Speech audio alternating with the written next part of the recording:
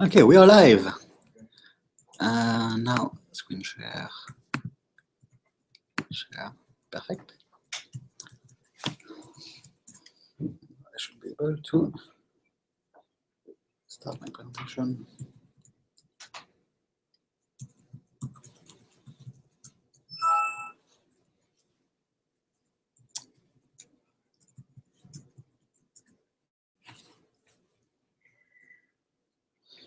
Okay, everybody's ready? Well, welcome. It's very nice to have you here tonight, especially knowing that there is a Docker meetup at the same time. We appreciate very well that you come to us. Next time, we are going to make sure that we don't overlap between those. Just, sorry about this. Oh, fuck. Whatever.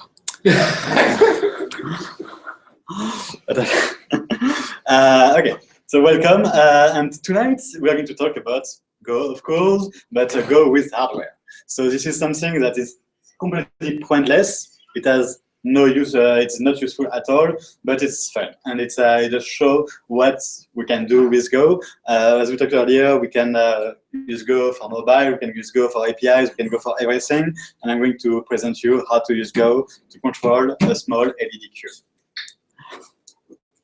So, who are we? We are Agrarian Labs. We are doing business intelligence for farmers. So what we are doing is that effectively we are collecting data on the farms, on the field out there, and we're going to analyze and to aggregate the data and to yield reports to farmers to make the farm management easy for them. So we have a lot of data collection, and of course, all our stack is in Go, all the way up, and all our APIs, the REST proxy, like all our stack is in Go, and it has been proven very, very efficient, and that we can collect all our data without any loss. And this is a very, very important point for us, that we cannot lose any data. So, about me, I am Guillaume. It's difficult to pronounce for American, but you can get there. If you want to find me online, I am on Charmer_G on Twitter and Quick on GitHub. I have been a developer on Go since 2009, so I actually started just a bit before the public release on the mailing list and things like this. And once they released the first public version in November 2009, I've been really into this. And the funny story is that the reason why I started to play with Go was because of the lib pthread in C. At the time, I was playing with the lib pthread a lot, and I was looking on internet and things like this. And in a random way on Google, I ended up on that mailing list talking about Go. And something I was doing with like 50 or 60 lines of heavy pointers, like random logic and stuff like this in my lib pthread, just to start a thread. In Go, you would do that with 3 characters, go space your function. And when I saw that, I said, okay, like bye-bye, I'm using Go now, and I've been using Go ever since. And also, like a small detail, I have been the main contributor on Docker since the very beginning up to the version 1.0. And even though since 1.0 I kind of backed up, I still keep in touch, and I follow up with the Docker project. And we are using Docker a lot. So this is, if you're not using Docker, you should probably use Docker. So I would like to thank our sponsor first, also because without sponsor we wouldn't be here. We are sponsored by SourceGraph, and SourceGraph is an alternative to GitHub. So if you're using GitHub and you're using Go, you should use SourceGraph instead. It is so much better, and I'm going to present you a very quick demo of SourceGraph, because it is really an awesome product that we are in the process of migrating ourselves at Agrarian Labs. I don't have sound. Why do I have sound?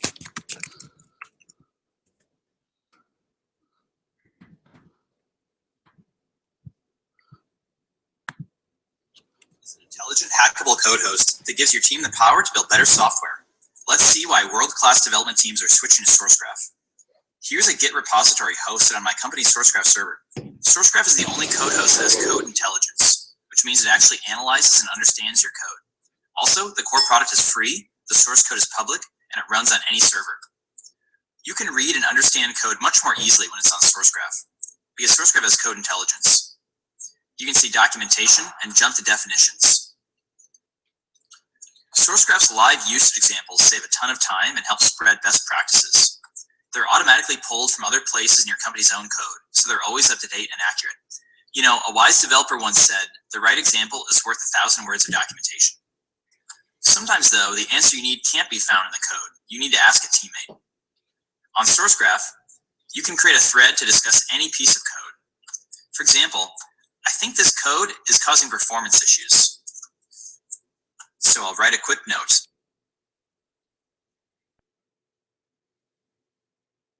Threads stay attached even when the code around them changes. They're better than chat or email because they're contextual and benefit the whole team, even years in the future. Your team's code reviews on SourceGraph will be faster and catch more bugs before shipping because you get full context about any changes. Here's a code review.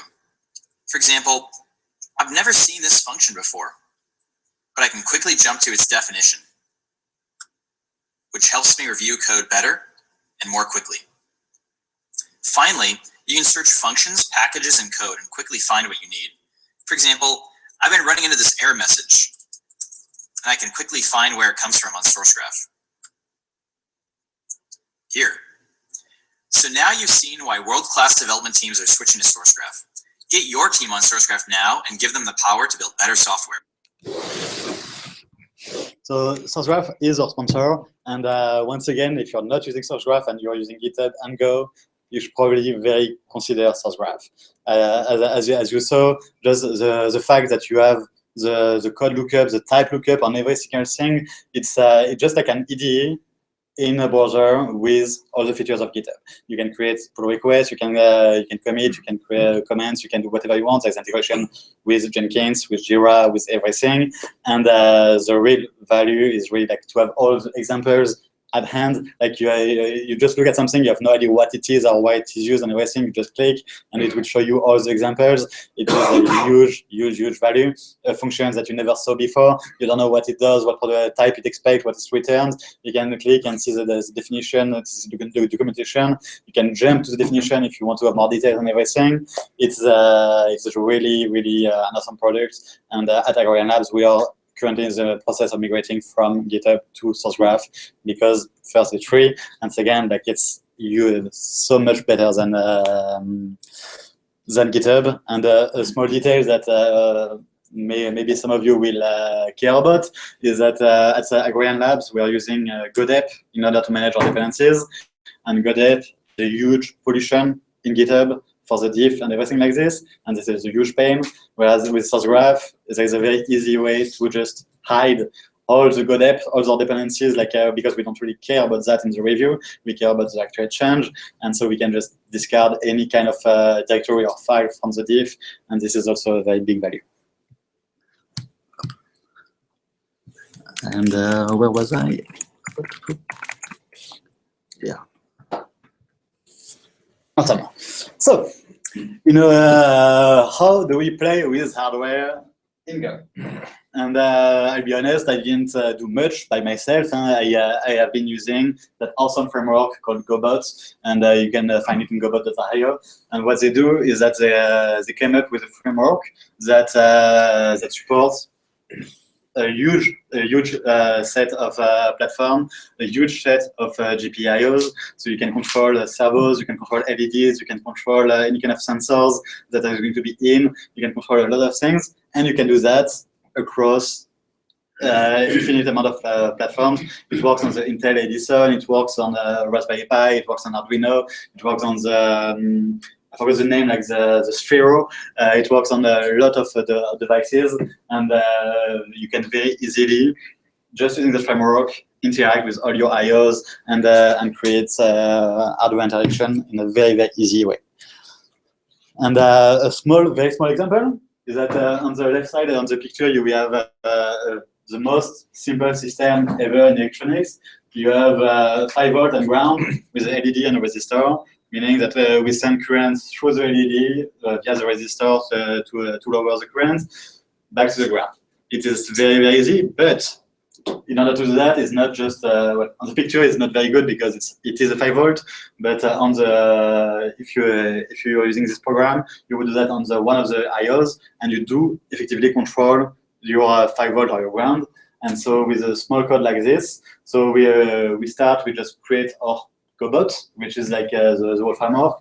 Firmata adapter is a bit specific to Arduino. You just what is going to communicate with Arduino. Then we have the LED, which is going to be effectively like the GPIO from the Arduino. And if you notice, we pass the Firmata adapter to that LED driver, so that's why it knows that the IO number 13 is on that adapter and is going to give us a LED. And if we go a bit further, we can see that every 1 second, we are going to toggle the LED. And effectively, it's not an animation, but every 1 second, the LED is going to turn on and off, just with something like this. It is, and what we did, effectively, because it's Arduino, we have to give the port like where it is. So it's on the def, TTY, whatever, on the serial port. And we instantiate a new LED with a number, because on the IOs, we always have numbers, and we can isolate our IO, and then we can toggle it, and we can effectively control an LED. And that by itself is a fit.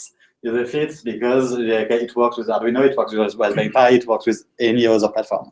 And it's always the same thing with the same interface, and Go allows us to do that. Now, before talking about the cube, I wanted to talk about 2D matrix. So in this email, we have 8 by 8 by 8 matrix, 8 by 8 matrix. And as you can see, we don't use 8 by 8 64 pins. We are going to use only 16. So in order to do that, we need to talk a bit later, but we effectively have 64 LEDs, and we're going to control that with only 16 IOs, because we don't have 64 IOs on our Arduino or even on Raspberry Pi. And we're going to leverage Go for that a lot. So in order to do from 16 to 64, we need to multiplex. And in order to multiplex, we're going to use one of the properties of the LED, is that the LED is a diode. And why would we really care about that? Is because of the next step, is because we're going to use effectively 2 IOs to control only 1 LED. So that way, because we have 8 by 8, we can control 8 power 2, 64 LEDs. And how do we do that effectively? It is because of the LED, the diode property of the LED, is we control 8 5-volt in one side and 8 ground in the other side. And we can, because it's just a GPIO, general purpose input-output, we can control if it goes to 5-volt or to ground. And because a diode lets the current go only one way, and if you put a plus and the minus reverse, your LED is not going to light up because it's a diode. It's we are going to use that, and effectively on one side, we're going to put all the ground to 5 volts and all the 5 volts to ground. So that way, like by default, we are going to have nothing light up. And if we switch 2 of them, like let's go back to real quick to the matrix. Let's say there is nothing on. We have everything all ground and all 5 volts.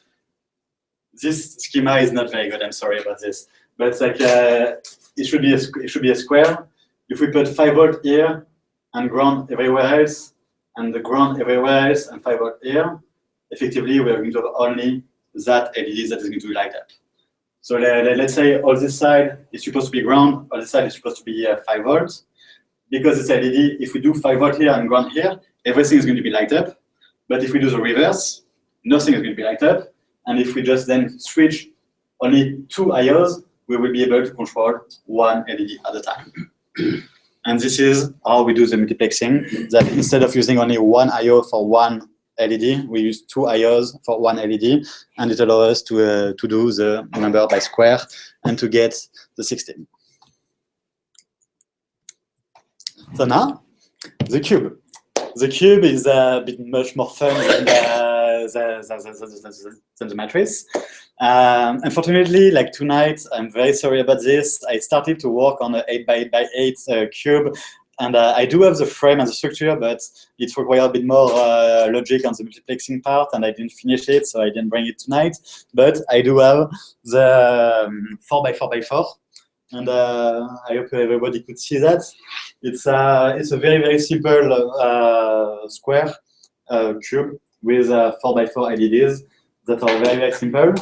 But the way I built that, it's let's get back to the matrix a little bit. If you to give you an idea, you just fold and fold again. So because you know how to control a matrix of 64 LEDs with only 16 LEDs, we control the cube with also 16 LEDs. And the way we do that is effectively we just take that matrix and fold one side and the other side, and it's a property only available to the 4x4 and 8x8.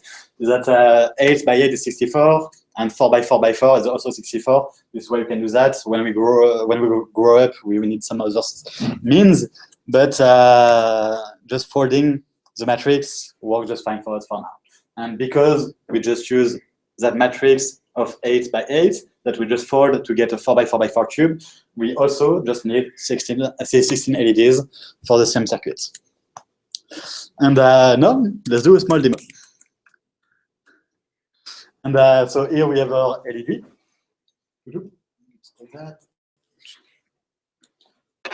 And yeah, I don't have the webcam, so whatever. So here we have our small LED, and I just binding to some keystrokes. So I have W and S to go up and down, and I have the arrow keys to go through the cube, and so I can go through any row of my cube just by moving around, and I can effectively control my 64 LEDs with only 16 IOs just by doing ground on one side and 5 volt in the other side.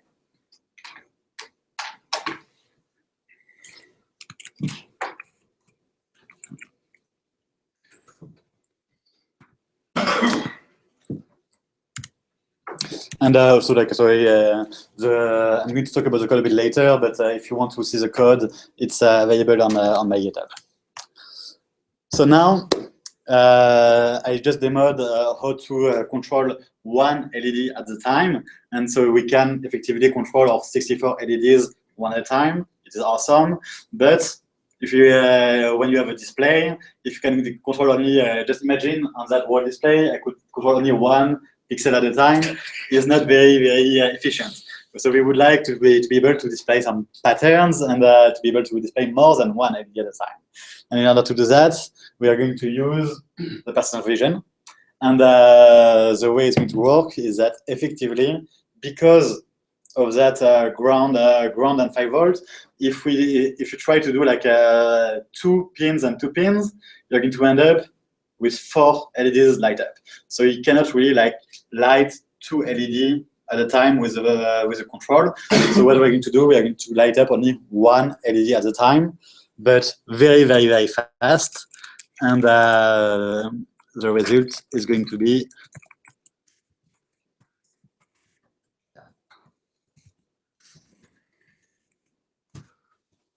so it's I don't know if you can see very well, but right here I have the center columns, like the 4 LEDs all the way through that are light up. It's a bit blinking because my timer is not properly set, but just because of the persistent vision, I light up 1 LED at a time, and we can see that we can start to build shapes. Just using the persistent vision, we light up 1 light, then the other, then the other, then the other, and we go back to the beginning, and we loop, and we loop, and we loop, and it feels like an animation. After, this one is a bit blinky. I need some more work toward the timer, but once I would finish with the timer, it should be like perfectly still. And but under the hood, it's going to be still one LED light up, then another one, then another one, then another one, etc., etc., etc., in loop, and that creates the animation. And I'm sorry, I don't have yet like a proper animation with like a function and stuff like that, but I do have some few patterns like this, and after like you can you can always move it around, and with the same way like you create some more complex patterns by only lighting one at a time. Because of the 16 IOs for 64 LEDs, I can effectively control only one at a time. I cannot control more than one. But the playing with the timer as a software would be one solution to fix that as a 4x4x4. But as we scale, it's going to be more and more blinky, and it's going to be more and more annoying. Is not very good. So if we were to add more IOs, it would just increase the FPS. It's not really FPS, but yeah, I think you know what I mean. That there is going to be more LEDs lit at a time, and so if you can create like light up more at a time, then like the persistent vision is going to create a much better animation for your eyes. Then so this is not mine, but mine looks just like that for now. It's 8 by 8 by 8 cube, so it's exponential, and now it becomes from 64 to 512 LEDs. And now we start to get some resolution and to be able to display letters and stuff like this. It's become very cool. However, the issue is that we don't have enough IOs now. And on the Raspberry Pi, I think there's 20 IOs. On the Arduino, there's 21. And in order to control 512 LEDs, how do we do that? It's not very trivial or easy. And there's the way I wanted to go before tonight, but again, that's time. Once again, I'm sorry, was to go with the Arduino plus Raspberry Pi. Because you can, the Arduino and both the Raspberry Pis, they have a serial port, a serial connect, and it's very easy from the Raspberry Pi via GoBot to control your Arduino. And so you would be able, just by connecting your Arduino in serial to your Raspberry Pi, to extend like 21 plus 20 minus 4 to have much more than you need. But in this case, it would be, you would not have enough for the full 512, of course, but you would have enough for a 3D matrix. Just like we did before, in order to control 64 LEDs, we needed 16. In this case, to control 512, we will need 27 LED to do it one by one. After, like to do more than one by one, it will be more complex. But as we saw, effectively, like one layer here is an 8 by 8 matrix. And as we saw before, we know how to control one of those LEDs at a time. So because we know how to do that with 64, what do we need else? We just need to reproduce that same circuit and to control 64, but only in the 5-volt side. And then we put one IO on each layer for the ground.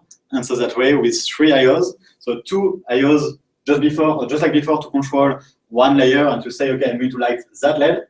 And then one more, so 3 IOs to get to say the height. And so with 27 LEDs, using the same technique, we can control 512 LEDs just by doing the same thing.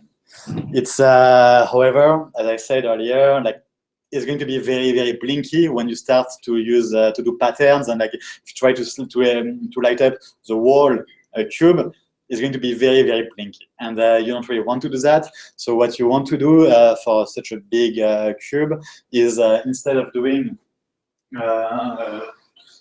LEDs, 3 IOs per LEDs, you're going to do only 2. But in order to do that, you need effectively 62 IOs. You need 1 IO for every single LED of the first layer, so 64, plus the 8 of the height. But in this case, you will be able to light up to 64 LEDs at a time. Out of 512, it is not very much, and you will be able to have a very nice animation using 72 IOs, whereas you could do the same thing, a bit not as good for pattern and for large animation with only 27. And this was about it. But before questions, I would like to talk about a few more things that I didn't include in my presentation. Is that first, it was how to install Go on the Raspberry Pi or on the Arduino. So I'm going to start with the Arduino. The Arduino is a bit a fake Go integration, because the way GoBot interacts with the Arduino is that the Arduino is going to be burned. So the firmware of the Arduino is going to be what we call firmata, which is a small framework that is going to expose your all your IOs, all your GPIOs over the network or over the serial socket, and then the other side is just the client that is going to connect to it. So in Go, to connect to the Arduino, you need to have the Arduino plugged into your computer and to communicate with your Arduino in order to be able to do that. Whereas with the Raspberry Pi, you actually compile Go and you run Go directly on the Raspberry Pi. And in order to do that, there is a Dave Cheney, which is a very active member of the Go community, who released, each time there is a new version of Go, he releases the Go binary in ERM. That all works just fine with the Raspberry Pi. So just downloading those binary, running it, and you can directly compile Go within the Raspberry Pi, which is pretty awesome because you don't need anything else. And another thing that I wanted to show, I forgot. So who was it that is compiling Go? Dave Cheney. Dave Cheney. Cheney, Cheney. You can build the Go stuff on the Raspberry Pi or cross compile it too. Yeah, but it's not it's a that long big. time. Yeah, it takes about 20 minutes. Yeah. It's not- I would, from my experience, I would recommend against cross-compiling. I had issues in the past. I don't know if they've been solved. It has been quite impossible to reproduce, and but I had a lot of situations where my code was working just fine compiling, but cross-compiling to something else, and it was crashing out of the way. Maybe because I was using too much Go routines or something like that. I don't know, but from my experience, cross-compiling is a nice tool for small and easy programs. If you start to go to production and to have more heavy stuff, I would recommend you to compile directly on your OS. And especially if you're on OS X or on Windows or anything like this, with tools like boot to Docker and things like this, you should never ever have a Windows or a Darwin binary. You should always play with your Golang, with your Linux binary. Even if you're on Darwin, even if you're on Windows, you should do that via Docker and compile inside Docker. And so you have the warranty that your compilation is going to behave the same way. You have the warranty that your execution is going to run the same way, and that your binary is going to work basically the same way everywhere, and that you never even worry about having your binary in Darwin or in Windows. You are going to run it on Linux. And anyone here is running production application outside Linux? What system? Windows. Nice. So this might not apply then, but Docker is coming to Windows soon. But Go, I guess if you're running in production on Windows, then yes, you should do that on Windows and build your Windows binary. But if you're running in production into Linux, you should do everything through Docker and via Docker, no matter what the platform is. That way, you know that you will end up with a Linux binary that you can test and you can try. Except Docker doesn't seem to be as well defined on like FreeBSD as it is on Linux. FreeBSD, yes, it is true. There is, for sure, Docker is working on FreeBSD. It is not as well defined. Indeed, it's not supported. It's not. I know they're working on it, but I've got the Docker image running on FreeBSD, but even some basic of the control stuff didn't work, at least the last time I tried it. Yeah, this is expected, and it's something I wanted to do before leaving, but I didn't get a chance. It was to add the support for OS X and FreeBSD and things like this to Docker, but yeah, things went another way. What is the nature of the cross-compiling issue? Because I mean, Go compiler is written in Go. Is it binding to some native library? No, even in pure Go. So I suspect some bugs in the cross compiler Go. once again, it has been I haven't been able to reproduce. It's some random crash that happens like maybe once a day or once every 2 days in a very heavy load environment, and I haven't been able to reproduce that in a small context. So like basically it just drops the ball and nobody really cares about it. It's just that so my use case was like an event system. I was receiving a lot of traffic, and I was sending my events, and I was using the channels and the Go routines a lot about this, and it was crashing like maybe like once every 24 hours or one every 48 hours. It was crashing for no reason. Like you look at the stack. What do you want me to do with that? Like like a random obscure issue like within the runtime, like what the fuck? And they have no idea, and out of nowhere, like say like fuck that, I need to recompile it directly on the machine, and which I did, and it has been running ever since, and it never crashed. So like maybe it was a random thingy, I don't know, maybe it was a bug in the cross compiler, but I had issue with that. What Go version was that? It was at the time it was 1.4.1. So is Go a compiled language, or is it a VM? No, or- it is a compiled language. Okay. Go compiles to a binary. I mean, first to object and then to link to So binary. you compile that with somewhere. It is. Static binary. Yeah, not by default. Not by default if you use, but it can be configured to be a static binary. If you use network stuff. If you use network stuff or OS users and stuff like that. It's true that if you don't use any network or if you don't use anything like users and like OS interaction, I think it will compile a static binary by default. But as soon as you use the networking or the get user or the GUID or stuff like this, it will link to the libc. But with a simple command line flag, you can go back to static. After, if you try to link with third-party C libraries and still want to have a static binary, it's a bit more tricky, but it's possible. It's possible, and this is what I've been doing at Docker, like for the libdev mapper and BTRFS and all those kind of things. Docker is still, as of today, a static binary. That's actually, no, it might have changed that since. But for a very long time, it has been a static binary, embedding everything. So if I use network and I use a static binary, then it pulls in the C library? Yes. Okay. If you just do a go build, it will, yes. Yeah, there's basically it by default uses the system, and has lookup stuff. It's all crazy stuff like white and all that crap. It has a native or a pure Go result compiled. It doesn't have all the cases. Okay. So if you don't need that, you just do that. Actually, I rewrote the pure Go DNS resolver from the standard library. So it's just that it's actually something that has been a big issue for me at Docker at the time. For I think it was still 1.1 or 1.2 at the time. Is that it was not possible to statically link if you were using the network or anything like this, and it was just segfaulting all the time everywhere. But then, like with 1.3, they introduced the tag netgo, and where you can just effectively say to the builder, don't use any linking to the CGO or to the system, just use a pure Go implementation of the networking library or the user library. Actually, the pure Go implementation of the user library is going to tell you like not implemented, but the network part just works.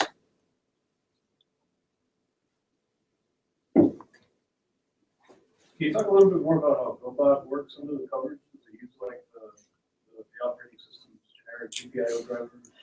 Unfortunately, no. I'm sorry about that. I really should. I have no idea like how it works. And to be honest, I never even tried to run any C on the Raspberry Pi. I used to play a lot with Arduino in C directly, and so I know how does the GPIO works on Arduino and stuff like that. So I kind of see like how it would work in Go, but on the Arduino case, it uses Firmata with the networking thing, so it's not really the case. But for Arduino and other platforms, no, I don't know. I don't really know how they interact with the live system. My best guess would be that all the IOs must be like somewhere in your /dev, like some kind of file where you just write and read to get the values, and they just basically a framework that abstracts that for you, and you just have and this is what is awesome about Go, is like you have this system of interface, and you can say like you have a connection interface or an IO interface or anything like this, and depending on where you are, like if you're on the IntelliJ side, you're going to do some stuff, on the Raspberry Pi some other stuff, on the Arduino like via Firmata do other things, and you can train your interface, and you can say that here is my object, it exposes like toggle, you can start or turn off a LED, and but what is going to be going on under the hood is going to try to first to go to the network, to go to the Arduino, then to go through the C interface, and then to go down to the hardware, and then to toggle the LED, and Go allows you to abstract all that. Because it's also like I mentioned it in my slides, but I didn't talk too much about it. It's like Go as a rescue. What do I mean by that? Is that if you don't have Go, you will need to use mainly C. If you're lucky, like on platform like Raspberry Pi, you might be able to use Python, but mainly in Arduino and an embedded system, it is C. And when you have a matrix or a small cube like this one, with you need 2 IOs to light one, then for each time you want to light up a LED, you will need to do 2 calls, and to call like light this one, turn off this one, and vice versa. With a larger cube, you will need 3 LEDs, 3 IOs to do that, so you need 3 calls. Whereas in Go, it brings up the object-oriented system. You can create object, interface, and let me show you real quick my code.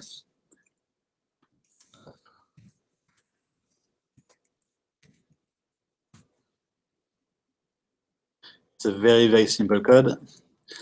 I'm going to start with the configuration because it's very important to have a configuration. And what is a configuration? It's there's two like the 2 most important things, or those 2, is because it is a folded LED matrix. We are effectively in 8x8 matrix that we just fold to get a 4x4.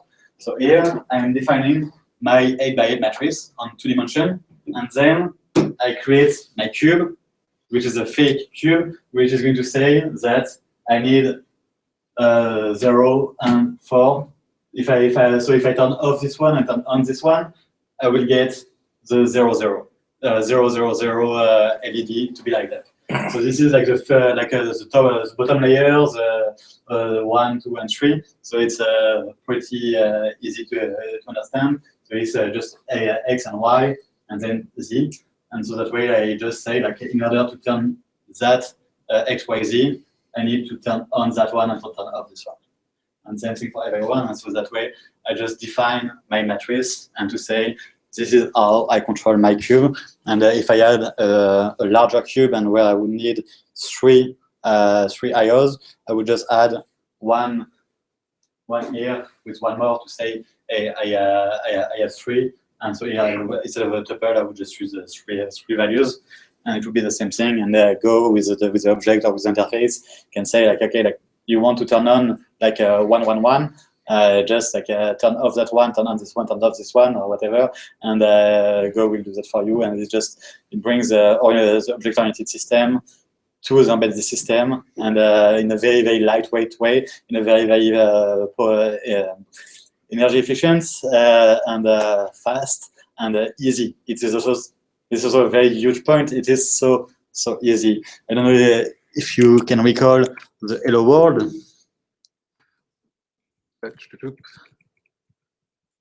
Hello World. It is so easy to interact with everything. We create our GoBot because it's framework. We create our adapter. In this case, it's Arduino. It could be a Raspberry Pi. It could be an Edison. It can be a Sphero, whatever. Then we're going to say, okay, what do we want to do? Do we want some output, so LED, or do we want some input? It can be a sensor. It can be a photo sensor. It can be anything. And we create an object, and then we can create some work function. Because it's an embedded system, we need to have an event loop. Because it's always going to be event-based and like interruption-based because we're an embedded system, and the work function is going to do that for us. And in this case, like every 1 second, we are going to run that.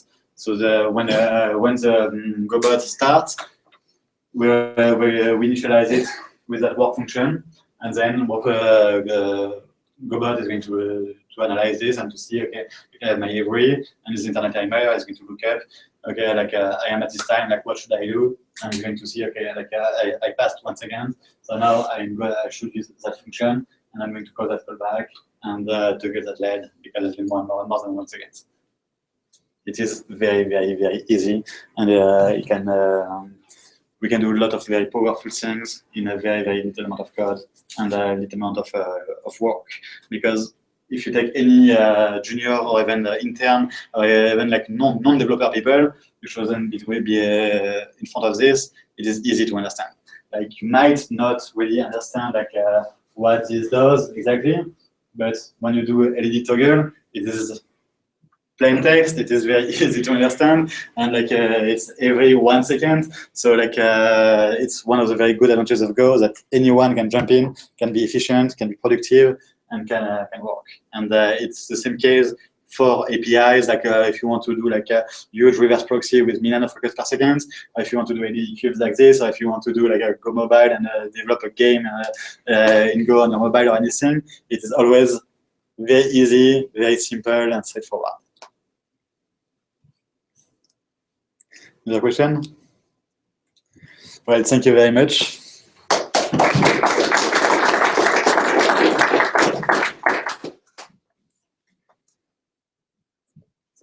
So we have more beers and more pizzas, and feel free to mingle and to talk and everything. Small question: is anyone here like looking for Go developers? Anyone? Two? Good. Interesting. Just out of curiosity, it's because indeed it's as I said earlier, it's a very good place today to be a Go developer in general, and even more a Go developer, and around like USA in general and the world in general, it's a very, very easy to find a job. I was curious to see in our team like what would be the percentage. Well, thank you.